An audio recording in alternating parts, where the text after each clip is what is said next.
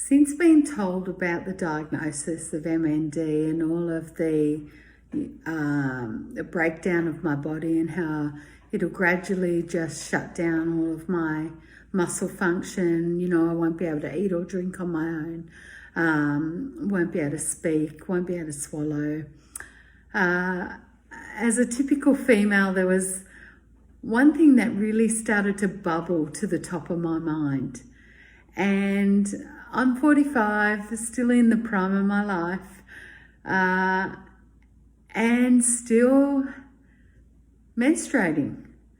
And all I thought was, oh my gosh, I really don't want my husband or anyone else to be having to change my, my menstrual pads or tampons or whatever. I don't think they'd be doing tampons, but anyway, as the case may be, as things deteriorate, and I was unable to do it.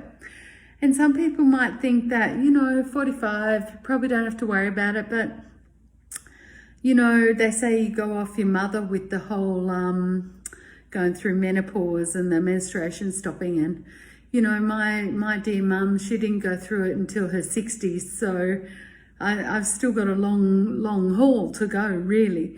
So this is a real concern for me, and it just kept bubbling away in my mind. I know, of all the things. Anyway, so I went to my GP, lovely lady, and discussed this with her. I went in saying, I've decided I want a hysterectomy.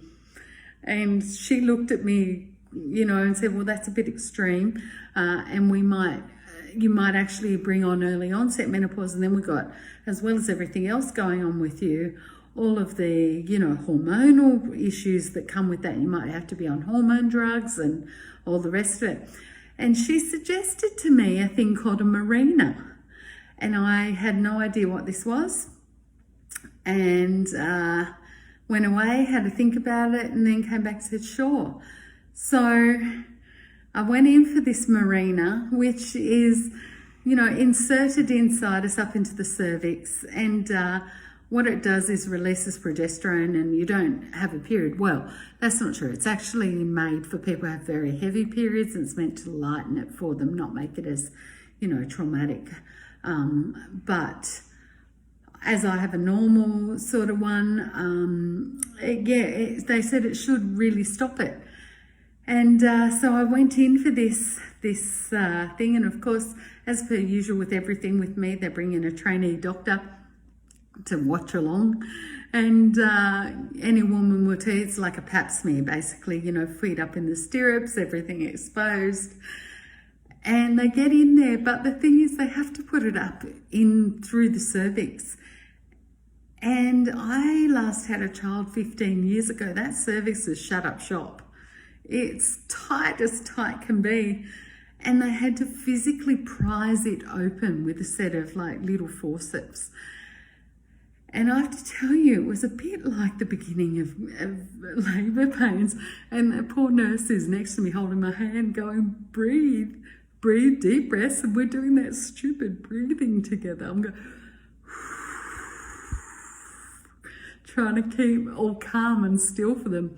So what should have been a 10-minute procedure ended up being about a 45-minute procedure where they were forcing my cervix open. So as per normal for me, just make it a bit more difficult. However, since then, fantastic. I love this thing. It's meant to last for about 5 years, so it'll probably outlive me. So job done. Good job, Marina.